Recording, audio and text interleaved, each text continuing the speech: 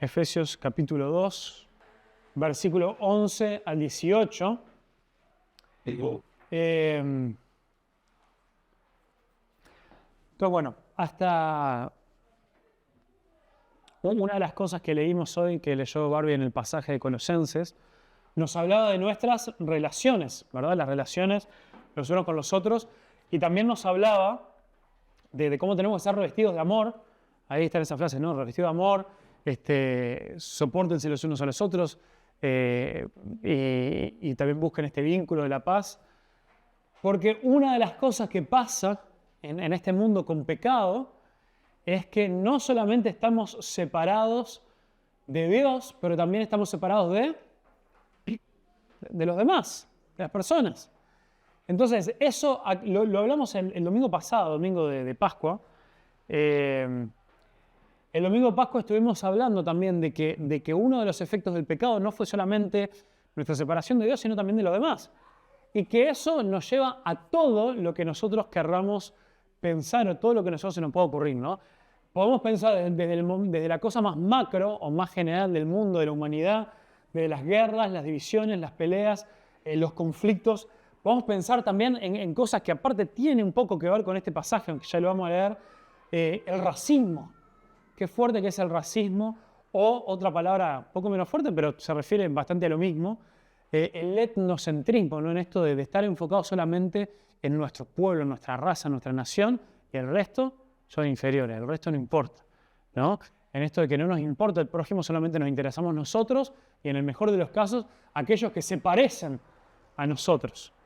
Y muchos de nosotros también, a raíz del pecado, por la razón del pecado, estoy seguro que no vamos a demorar mucho si yo le digo, piensen en qué relaciones en tu vida se han roto por el pecado. Vamos a empezar a pensar, ¿no? En hijos, nietos, en hermanos, en padres. Podemos pensar en amigos fuera de la familia. Y claramente eso cuando más nos duele, cuando las relaciones rotas que más nos duelen son las que antes de romperse eran las más cercanas. Lo cual a veces nos indica que pocas veces tiene que ver el tamaño de la ofensa. A veces tiene que ver qué tan cerca era esa persona. Y por lo tanto, si traicionó mi confianza, lo siento como la traición más grande de todas.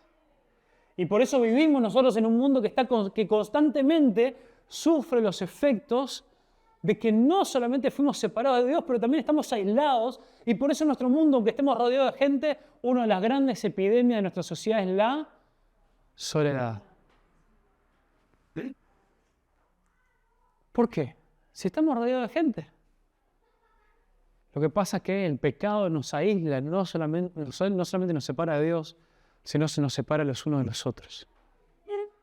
Y Pablo, a lo largo de ir desarrollando su argumento, acá en Efesios, comenzó a hablar de la primera cara de la moneda, de cómo el pecado nos ha separado de Dios. ¿Se acuerdan al comienzo de Efesios 2? Nos dijo, antes ustedes estaban muertos en sus delitos y pecados, separados de Dios, muertos para el muerto, muertos en espíritu. Y nos habló de cómo Dios nos vivificó para poder reconciliarnos con Dios. Ahora sí, prestemos atención, versículo 11. Por tanto, acordaos de que en otro tiempo vosotros, los gentiles, en cuanto a la carne, erais llamados incircuncisión por la llamada circuncisión hecha con mano en la carne. En aquel tiempo ustedes estabais sin Cristo, alejados de la ciudadanía de Israel, ajenos a los pactos de la promesa, sin esperanza y sin Dios en el mundo. Pero ahora, en Cristo Jesús, tremenda esta frase, en Cristo está plagada en Efesios, todo el tiempo, en Cristo, vosotros que no todo el tiempo estabais lejos, habéis sido hechos cercanos por la sangre de Cristo. Ahora, porque Él es nuestra paz, que de ambos pueblos hizo uno, derribando la pared intermedia de separación, aboliendo en su carne las enemistades, la ley de los mandamientos expresados en ordenanzas para crear en sí mismo de los dos uno solo y nuevo hombre, haciendo la paz. Y mediante la cruz reconciliar con Dios a ambos en un solo cuerpo, matando en ellas las enemistades. Y vino y anunció las buenas nuevas de paz a vosotros que estabais lejos y a los que estaban cerca, porque por medio de él los unos y los otros tenemos entrada por un mismo espíritu al Padre. Entonces, no pretendamos, no nos hagamos de que este pasaje es claro, porque así lo leemos de una y no se entiende nada. Creo que fue Gaby que me preguntó hace unos días, che, ¿qué pasaje te dejan ahí como patinando ahí? Que decís, che, ¿qué hago con esto, no? Bueno, este me llevó un ratito más que otros. Porque uno lo lee y dice, pará, ¿quién me habla de un muro de separación, de enemistad? Me habla de un nuevo hombre, me habla de que abolió la ley y las enemistades. ¿De qué estamos hablando acá?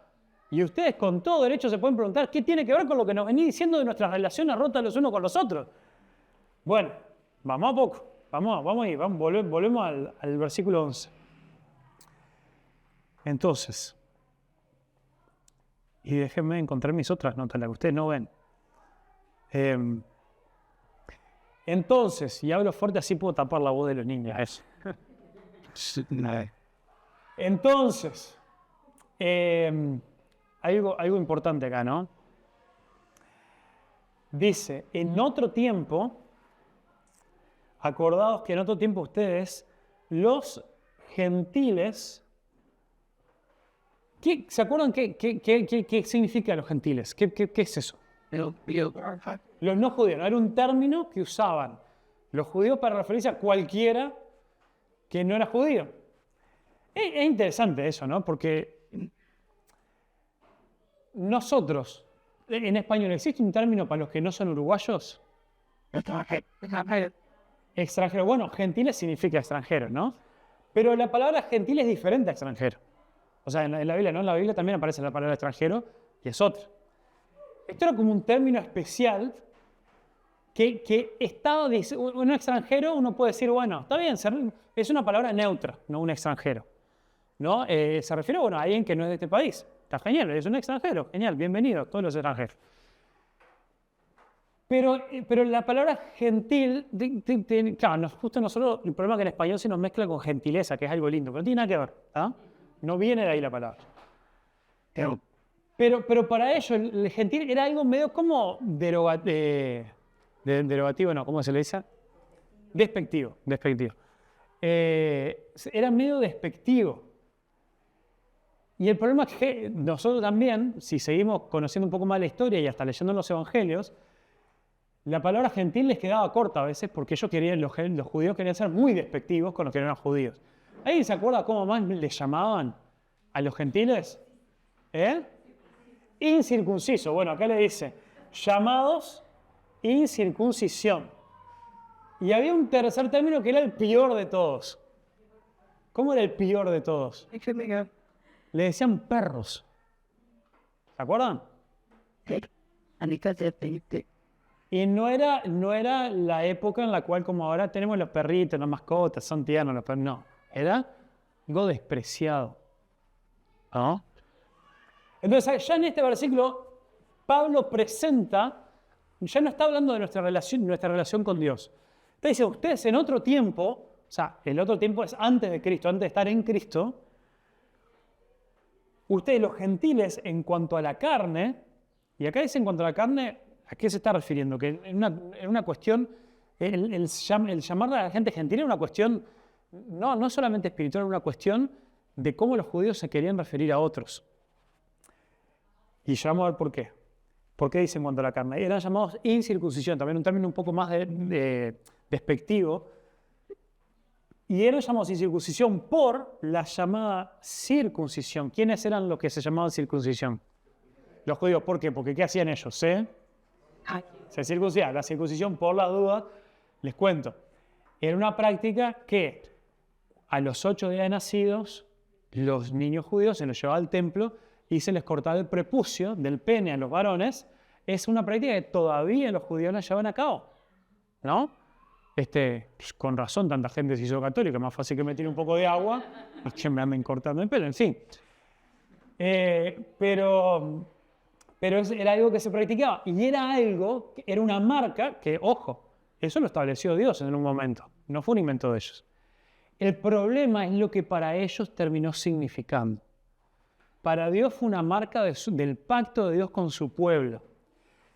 ¿Y quién fue los primeros que se tuvieron que circuncidar para mostrar ese pacto de Dios con su pueblo?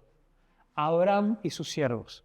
Y eso es una pista muy importante, porque ¿cuál fue el pacto que hizo Dios con Abraham?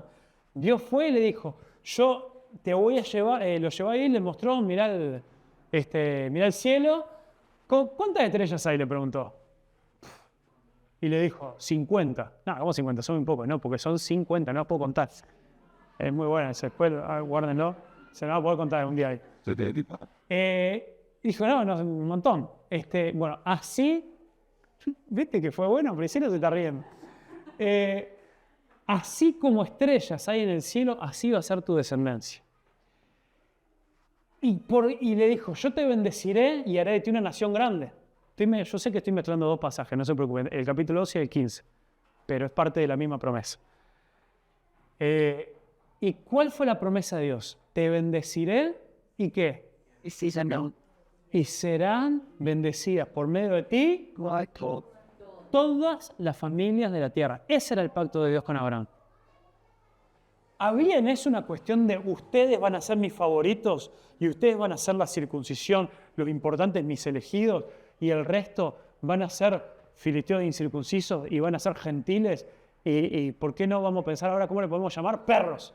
¿Había algo de eso en el pacto de Dios con Abraham? Nada, al contrario.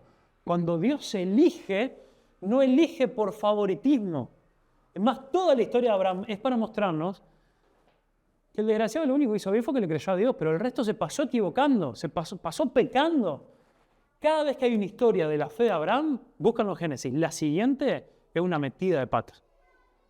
Y eso está contado a propósito en ese orden para que nosotros entendamos, Abraham no era especial. Abraham lo que fue un recipiente de la gracia de Dios. Y Dios lo eligió no porque él fuera más mejor que los demás, no porque él fuera más especial, no porque él fuera más importante, más lindo, más fuerte, más fiel. Porque Dios dijo, a través de alguien normal que yo lo elegí, ahí perdido entre los pueblos del mundo, yo voy a hacer de él una nación grande, a pesar de él. Y soy tan genial que a través de él voy a bendecir a toda la familia de la tierra. El problema es el corazón de todos nosotros. Y la historia continúa en que Israel, en vez de ponerse las pilas y decir, miren pueblos del mundo, miren nuestro Dios, es el mejor Dios, es mejor que el Dios de ustedes, vengan y adoren con nosotros, háganse parte del pueblo de Dios. Ellos se separaron. Bueno, esto es el trasfondo de lo que está diciendo acá, ¿no? Los gentiles en cuanto a la carne, y en cuanto a la carne, ¿por qué? Porque Dios nunca quiso que ellos fueran gentiles, quiso que los gentiles se fueran sumando al pueblo de Dios, por medio del ejemplo del pueblo de Israel que los puso como una luz a las naciones. Y ustedes eran llamados sin circuncisión por la llamada circuncisión. ¿Por qué le dice por la llamada? No estaban en carnaval. Le dice por la llamada porque dice, ellos se creen la circuncisión, ellos se creen los especiales, se creen los elegidos. Ellos se llaman la circuncisión. Pero dice, esa es hecha con mano en la carne. Lo que quiere decir es que los judíos tenían un gran problema. Se marcaban con la circuncisión en cuerpo, pero los profetas después dijeron que ellos tenían un problema, que no tenían circuncidado. ¿Se acuerdan? Sí, eso. El corazón. Esto es un grave problema. Y este problema es el que genera entre nosotros divisiones. Ahora, nosotros somos todos gentiles. Ninguno de nosotros es judío. Pero ¿en qué cosas nosotros ahora nos separamos de los demás?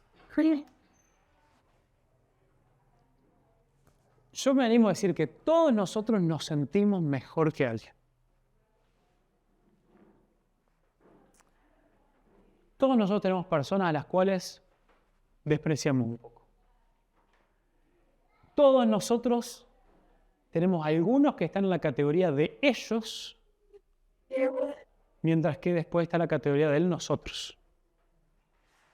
¿No?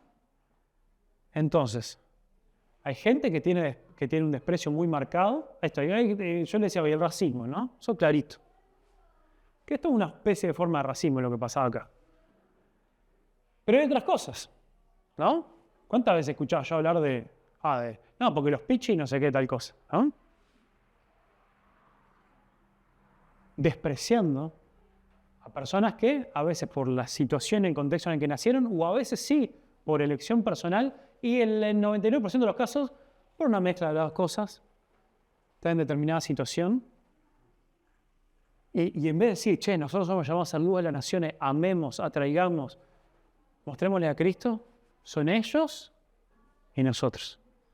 Pero también yo he conocido algunos del otro, que a los que despreciamos son a los chetos, ¿no? O a los que tienen poder, o a los que tienen más recursos. Es una manga de ladrones todo. Si tiene algo, porque alguna habrá hecho. Sí, escucharé de eso también. Hoy en día estoy escuchando más casos de eso que de lo que desprecian a los pobres. ¿No? Entonces, constantemente en nuestra sociedad está esto, entre los cristianos. Hoy estábamos hablando, ¿no? También, esto pasó un balance, en el estudio de la mañana. ¿Están disfrutando del estudio de la mañana los que están viniendo? Bueno, da para animar y contagiar a que seamos la misma cantidad a las 9:30 que a las 10:30. Bien. Bueno. Hoy estamos hablando de la importancia que tiene una sana doctrina o sana enseñanza. Eso es importante, jamás voy a decir que no. Sí se volverá peligroso cuando eso me hace creerme mejor que los que creen diferente a mí. Eso no. Ahí ya, por más que crea lo correcto, la doctrina ya no es sana. Si el creer lo correcto me hace creerme mejor que otros, eso ya no es sano. Pues venía caminando, pasé por una iglesia que creen cosas diferentes de nosotros, y como venía con este pasaje en mente, me detuve un par de minutos ahí en la caminata, extendí mis manos, justo venía escuchando una música esa que hace que te olvidas que están pasando gente y levantás las manos, no pasa nada. Levanté mis manos y estuve un minuto ahí orando por esa iglesia y bendiciéndola. ¿Por qué? Porque yo no quiero hablar de ellos y de nosotros. Entonces, pero ya me estoy adelantando a las conclusiones, así que está. Pero en fin, entonces, entonces antes de Cristo lo ponemos acá, nos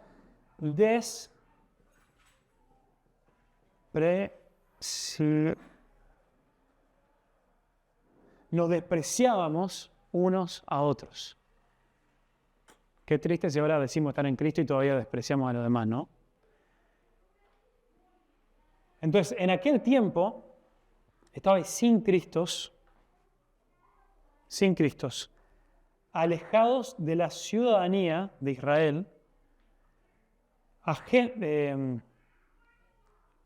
ajenos a los pactos de la promesa, sin esperanza y sin Dios en el mundo. Entonces,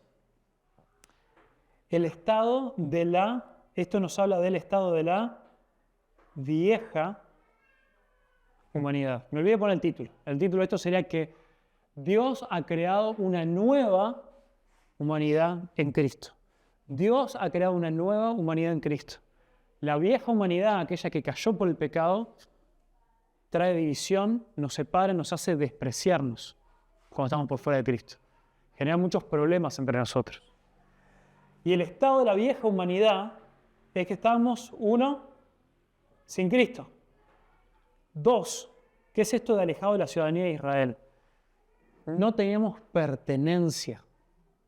Esto está más claro, el apóstol Pedro, en Pedro nos dice, cuando dice, ustedes soy real sacerdocio, no sé qué pueblo escogido por Dios, dice, antes no eran pueblo, pero ahora son pueblo. ¿Qué significa? Es que no existe un pueblo de los perdidos y el pueblo de los salvos. Cuando estamos perdidos sin Cristo, no hay pueblo, estamos solos, por eso hay soledad, por eso estamos separados de los demás. los unos de los otros. Entonces, 2, estábamos sin pertenencia. Esto me hace acordar a un librito que en realidad es como una parábola bastante larga que cuenta C.S. Lewis, que se llama El Gran Divorcio. Y nada tiene que ver con el matrimonio. Es una parábola que él habla sobre el cielo y el infierno. No está inspirada por Dios, fue una cosa que a él se le ocurrió, pero que ilustra algunas verdades de la palabra de Dios. Y una de las cosas imposibles que pasan ahí es que a algunos que estaban en el infierno se les ofrece tomarse un ómnibus para ir a una excursión al cielo y conocer a ver cómo era ahí. Eso no pasa. Pero nos enseña algunas cosas interesantes a través de eso. Pero en el primer capítulo, mientras está describiendo el infierno, también, eso no está en la Biblia, pero ayuda a ilustrar algunas cosas. Él lo describe como un lugar de profunda soledad, porque es un lugar tan vasto y el pecado en la gente sigue reinando, los problemas interpersonales son tan grandes que la gente decidía todo el tiempo, durante los años y los siglos y los milenios, cada vez se mudaban más lejos los unos de los otros para no tener que estar en contacto con la gente. Entonces, en vez de una gran ciudad, era una tierra completamente desierta porque la gente cada vez construía sus casas más lejos los unos de los otros. Y esto ilustra la forma en la que muchos de nosotros vivimos. Aunque estamos rodeados de gente, cada vez estamos más aislados. Entonces no tenemos pertenencia, fuera de Cristo no tenemos pertenencia y es por eso que tenemos una familia y nos sentimos desconectados de nuestros padres, de nuestros hijos, de nuestros hermanos. Porque sin Cristo no tenemos pertenencia. Ajenos a los pactos de la promesa. 3, esto nos habla de que estamos sin promesa. Bueno, es lo que dice ahí, ¿no? Pero imaginémonos esto. Toda nuestra fe se basa en que Dios es fiel a sus promesas. En que si Dios prometió que Él va a estar con nosotros, Dios está con nosotros. Si Dios prometió que Él nos iba a salvar, Dios nos salva y nos va a salvar. Si Dios prometió que Él nos iba a rescatar, podemos confiar en eso. Cualquier promesa que Dios hizo se apoya en su carácter y en eso se apoya nuestra fe. Porque Dios es fiel a sus promesas. Pero sin Cristo no tenemos promesas. Por lo tanto, es lo que viene después. Las otras 2 cosas es casi una consecuencia. Sin promesas de parte de un Dios bueno y un Dios todopoderoso para cuidarnos y para guardarnos, ¿con qué nos quedamos? Sin esperanza. Y nosotros sabemos que mucha gente, y algunos de nosotros tenemos momentos donde vivimos, vamos por la vida, desesperanzado ahí, pateando roca como el Chavo del 8. Y andamos sin esperanza, andamos sin ganas, no podemos levantar la cabeza. Y no tenemos esperanza de cómo va a continuar nuestra vida. Y en el contexto en el que Pablo está diciendo, no tenemos esperanza en nuestras relaciones. Porque somos conscientes que este mundo está roto y nosotros no tenemos la solución. Muchos dicen, los políticos dicen tener una solución. Ayer pasaron todo el día tocando bocina por todas las piedras, no sé, ¿lo escucharon? Porque había algunos políticos dando vueltas haciendo reuniones. Año electoral. Este es el año de las esperanzas que duran hasta marzo del año que viene. Cumplamos con nuestro deber cívico, tengan sus convicciones, vayan, voten de manera responsable. Pero jamás pensemos que ningún partido político va a satisfacer la necesidad de nuestro corazón y de nuestras relaciones. Jamás. Y sin Dios, nos dice, en el mundo. Y hace esta aclaración porque de vuelta Pablo está hablando de nuestros problemas relacionales. Ya nos habló de que estamos separados de Dios. Y él nos dice, cuando estamos sin Dios en el mundo, está todo complicado. Porque ¿quién me va a ayudar con la gente que es imbancable, que es insoportable? ¿Quién me va a ayudar con mí mismo, que yo no me aguanto? ¿Quién me va a ayudar cuando yo tengo un momento de claridad y me doy cuenta que, y los problemas de las relaciones, y la verdad que más de la mitad los causé yo? Fui yo el problema al final. Me quejo de la gente, pero ¿cuántas relaciones rompí yo por mi infidelidad a los demás? Entonces, este era el estado de la vieja humanidad. La humanidad sin Cristo. Pero ahora, en Cristo, de vuelta, esta palabra súper clara, en Cristo, Jesús, vosotros que en otro tiempo estabais lejos, habéis sido hechos cercanos por la sangre de Cristo. Ahora su sangre nos acercó. Y de vuelta, acordémonos, Pablo está hablando de nuestros problemas relacionales, unos a otros. ¿Por qué? Dice, habéis sido hechos cercanos.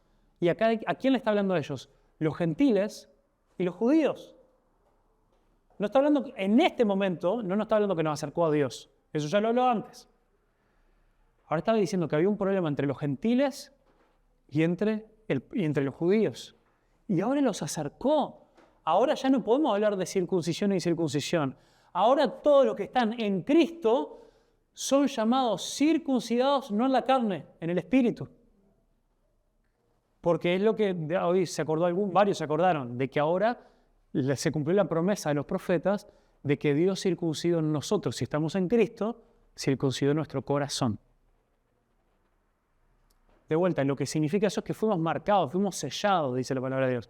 Aquellos que creyeron en Jesús, ahora le pertenecemos. Y si le pertenecemos, ¿de qué estamos hablando de judíos y de gentiles? ¿De qué estamos hablando de bautistas, de pentecostales, de presbiterianos, de no sé qué? Somos pueblo de Dios. Y esto lo que lo hizo fue la sangre de Cristo. El domingo pasado hablamos de lo que la sangre de Cristo hace. Lo que la sangre de Cristo hace es nos lava y nos limpia todo pecado. Y cuando somos cubiertos de sangre, quedamos todos rojitos, todo igual. No hay diferencia. Porque Él es nuestra paz. Que acá se nos complica, y son menos 4. Acá se nos complica. De ambos, Él es nuestra paz. Nuestra paz ya no con Dios. Está hablando de que Cristo nos trae la paz los unos con los otros. Y por eso es que vos, si vos sos un hijo, una hija de Dios, podés tomar no solamente el ejemplo de Cristo, pero el Espíritu de Cristo que vive en vos, y podés, en sumisión a Cristo, ir a hacer las paces con otros. Ir a pedir perdón, ir a decir, sentémonos a hablar de esto, que esto no está bien. Y si fue el otro el que te ofendió, tragar eso, porque Cristo es nuestra paz, trágalo. Ir a decir, vamos a hablar, y no para echarle en cara al otro lo que te hizo. Siempre decir, nuestra relación no está bien, me gustaría comenzar de vuelta. Me tocó hace un tiempo. Hace unos meses atrás, yo venía hace años con un conflicto muy grande con una persona. Y es muy grande porque una persona que, si bien no habíamos tenido un choque entre nosotros, era una persona que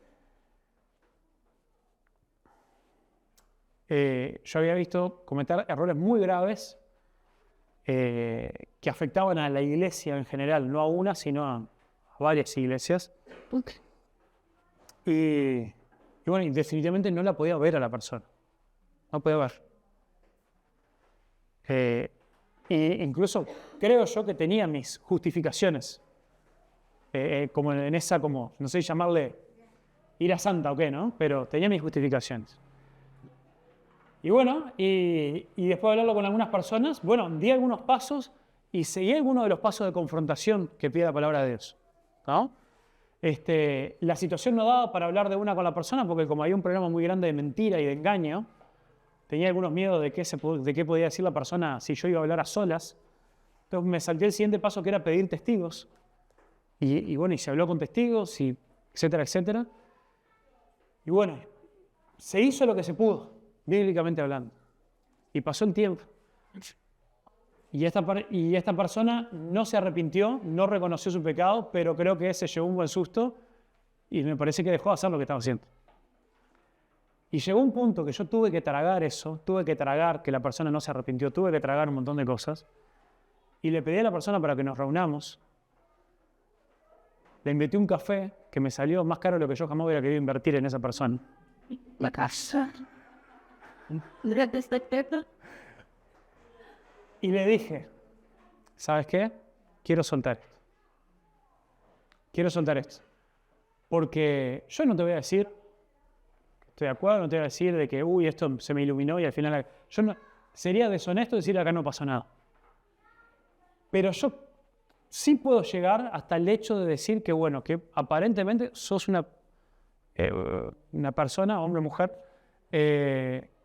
hijo o hija de Dios. Entonces, bueno, está. Hubo un proceso que se tenía que hacer, ahora quiero decirte que lo quiero soltar. Y ya está. Lo dejo acá, lo traigo en la mano de Dios. Ya está. Y le pedí perdón. Yo pensando, iba hasta el momento que me encontré, pero ¿por qué le tengo que pedir perdón yo, Señor, a ver, mostrarme? Y sí, le tuve que pedir perdón, y en parte, fui sincero, porque le pedí perdón porque hubo momentos en ese conflicto donde yo no estaba confiando en Dios en que Dios resolviera esto. Y yo me enojé con un enojo humano, no buscando la justicia de Dios. Yo hubo un momento donde me enojé y ese enojo me llevó a cometer errores en los procesos bíblicos que después intenté hacer. Y bueno, y le pedí perdón. Y pude salir de esa situación, bueno, en paz. ¿Por qué? Porque de esa enemistad que había, Él es nuestra paz. Ya no con Dios, o sea, también con Dios, pero entre nosotros. Y debemos buscar estas relaciones de paz. De ambos pueblos hizo uno. Y aquí, bueno, acá sí se pone interesante. Derribando, se puso de demoledor Dios, una pared intermediaria de separación. ¿Qué es esto? ¿De qué estamos hablando? Bueno, una fotito te voy a mostrar, unas fotitos te voy a mostrar. Este es el templo. No es cualquier templo. Este es el templo que construyó el rey Herodes. Herodes el Grande.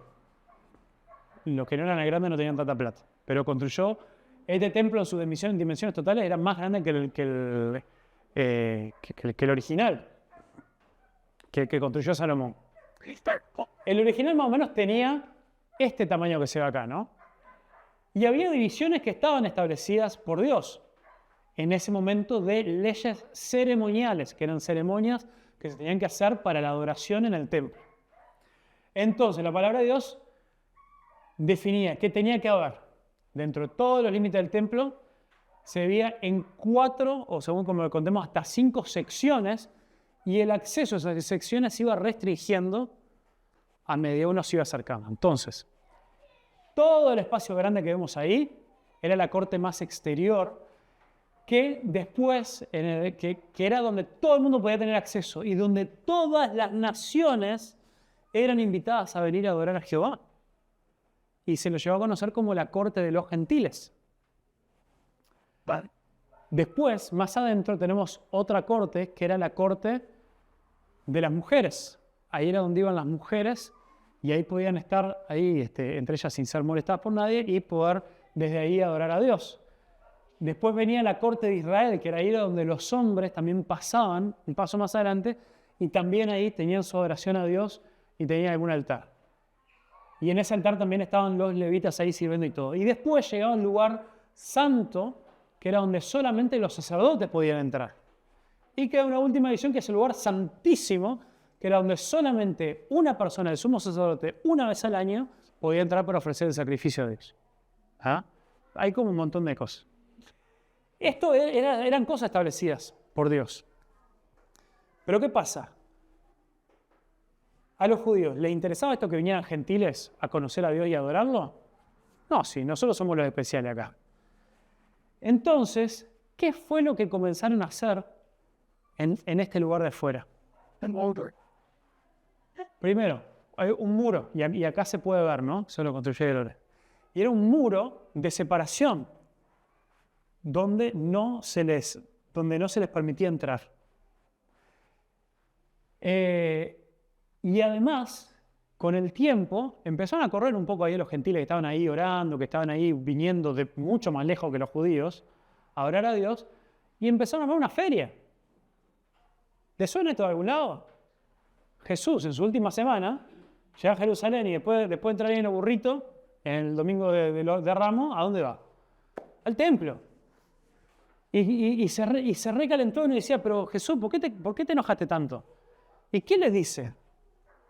Han convertido, decirlo, perdón.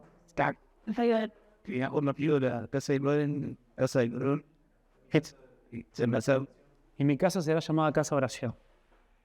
Y la convirtió en una cueva de ladrones. Entonces, ¿saben lo que es tremendo? Jesús, cuando dijo eso, estaba citando un pasaje. Estaba citando Isaías 56:7, donde dice, mi templo será llamada casa de oración para todas las naciones. Y todo ese pasaje de Isaías 56 es Dios profetizando una invitación para que todos los pueblos del mundo vengan a conocerlo y adorarlo. Y era exactamente lo que el pueblo de Israel estaba intentando impedir. Y además había todo un arreglo con los sacerdotes de que se llevaban una coima por las cosas que se vendieran ahí adentro. E incluso, además de vender animales para los sacrificios, también había cambistas, ¿se acuerdan de eso? ¿Y los cambistas qué era? Porque solamente se aceptaban en el templo algunas monedas especiales, y eso ¿a quién embromaba? A los extranjeros. Hoy también te vas a otro país que tenés que hacer lo primero que llega, cambio. Y los embromaban los extranjeros. Y de todo eso los sacerdotes se llevaban coimas. Por eso se los llama una cueva de ladrones. Porque los sacerdotes se beneficiaban de este rechazo a los gentiles. Y literalmente había un muro ahí de separación. Y ese muro representaba literalmente, físicamente, era una muestra visible de cómo los judíos y los gentiles se habían vuelto enemigos. Y había esta separación. Un par de ilustraciones más donde se ve más claro, ¿no? Todo lugar donde estaban los gentiles y después adentro donde sucedía el resto. Y acá está como esta ilustración de ese muro que separaba. Entonces, dice que Cristo, que Él es nuestra paz, nos hizo un pueblo y para ser un pueblo nos tiene que unir porque cuando hay un solo pueblo, un solo cuerpo, no se ven las divisiones. Por lo tanto, lo que no puede estar es ese muro. Y dice que abolió en su carne, está hablando de su sacrificio, las enemistades. Enemistades son las peleas, ¿no? Son los desacuerdos, son las luchas. Y acá se nos complica de vuelta. La ley de los mandamientos expresados en ordenanzas. Entonces, acá tenemos un grande problema interpretativo, ¿no? Jesús dijo, yo no he venido a abolir la ley, sino a cumplirla. Entonces, ¿por qué Pablo nos dice que él abolió en su carne las enemistades, la ley? O sea que también abolió la ley. Bueno, hay dos cosas en las cuales Pablo se puede estar refiriendo en esto. Hay una que es la más probable y la otra que creo que también. Puede haber dos sentidos de esto. Lo primero, no toda la ley en la Biblia es igual. No sé si sabían eso. No es lo mismo la ley de los 10 mandamientos que las leyes que encontramos en Levítico, ¿no? Y esa es una de las críticas que a veces se encuentran con gente que cree que se miró un par de videos de YouTube de gente que critica la Biblia pero nunca la leyó. ¿Ah? Dice, no, porque ustedes eligen las leyes que les gustan, las que no, y te muestran ahí alguna de Levítico que dice alguna cosa rara para nuestro tiempo. Hay una cosa que en la Biblia se llama ley moral, que esa, los 10 mandamientos y un montón más, que todavía nos rigen, que todavía nosotros como cristianos la tenemos que cumplir.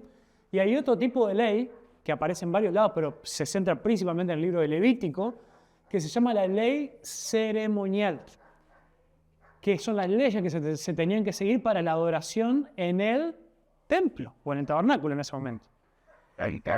Y es la ley ceremonial la que Cristo abolió. ¿Por qué? Porque si la ley ceremonial son leyes de cómo el pueblo tenía que hacer los sacrificios, ¿ahora el pueblo tiene que hacer sacrificios? No. Jesús fue ese último sacrificio y fue en ese último sacrificio, nos dice acá, que ya está, se terminó esa ley. E increíblemente era esta ley ceremonial la que planteaba estas divisiones. Era esa ley ceremonial donde se planteaba, ¿no? La corte de los gentiles, la corte de las mujeres, la corte de los israelitas, el lugar para los sacerdotes. Ahora nos dice, en Cristo, Él es nuestro sacerdote, Él es nuestro mediador. Y ahí todos, hombres, mujeres, extranjeros, grandes, niños, todos accedemos a la presencia de Dios por medio de Cristo. Entonces, Él derribó todo eso. Y ya nada de eso se aplica a nosotros. Y hay otro sentido en el cual podríamos hablar de que también se podría referir a la ley moral. ¿Cuál es ese? de que en Cristo, en su sacrificio, nosotros entendemos que Él es nuestra salvación para todos, para toda persona. Ya no dependemos, ya no vivimos, nadie vive bajo la ilusión, o sea, el que conoce la palabra de Dios, de que dependemos de cumplir al pie de la letra esa ley, porque nadie puede. Todos somos pecadores. Si quisiéramos cumplir la ley de Dios para ser perfectos y para poder acceder al cielo y para poder estar en esa comunión con Dios y con los demás, no podemos, porque todos somos pecadores. Entonces lo que abolió es que la ley sea la vara frente a la cual somos medidos, porque ahora es Cristo nuestra salvación. Y es Cristo quien escribió la ley en nuestros corazones. Y es por esto, hermanos, que nosotros, y lo quiero conectar de vuelta, nuestras relaciones, es por esto que vos podés ir y amar a aquel que es diferente a vos. Es por eso que vos podés ser un hacedor de paz. Es por eso que vos podés levantarte y elegir poner tu otra mejilla cuando alguien te traiciona. Es por eso que vos podés ser una persona que desarrolle el fruto del Espíritu y digas, aunque a mí me traicionen, yo voy a seguir a mi maestro. Voy a echar la cabeza y voy a seguir caminando. Aunque yo haya perdido la confianza en la gente, yo voy a elegir seguir haciendo crecer mis relaciones, mis amistades, porque mi confianza y mi paz no está en si la otra persona se va a portar bien conmigo. Está en que Cristo ya lo hizo. Y está en que ahora yo puedo ser un canal de su amor para los demás. Entonces podemos ser reconciliados, podemos dejar de ver al otro como diferente, podemos dejar de hablar de ellos y de nosotros. Porque Cristo es quien le ofrece salvación a todos. Y el único ellos y nosotros que hay es quien está en Cristo y quien todavía no está en Cristo. Y eso no debe ser una razón de separación, debe ser una razón de rescate, de ir por ellos, de abrazarlos, de hablarles de Cristo y mostrarles lo que Cristo ha hecho por nosotros para reconciliarnos con Dios y con los demás. ¿Amén? Entonces dice, para crear en sí mismo, por eso que esto es en Cristo, de los dos pueblos, uno solo y nuevo hombre. Entonces por eso le decía que Cristo ha creado una nueva humanidad. Una nueva humanidad que puede estar unida. Una nueva humanidad que no experimenta soledad. Una nueva humanidad que se apoya los unos a los otros. Una nueva humanidad que vive en paz. Una nueva humanidad que se perdona. Una nueva humanidad que vive como Cristo y que ama a los demás. Y este es el gran sueño de Dios para nosotros. Y entonces por eso, en Él somos parte de la nueva humanidad.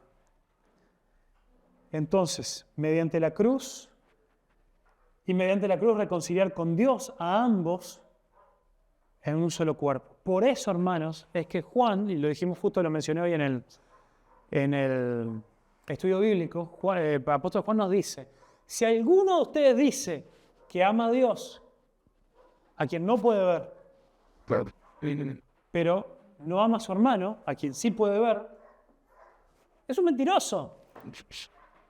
No mientas más, dice.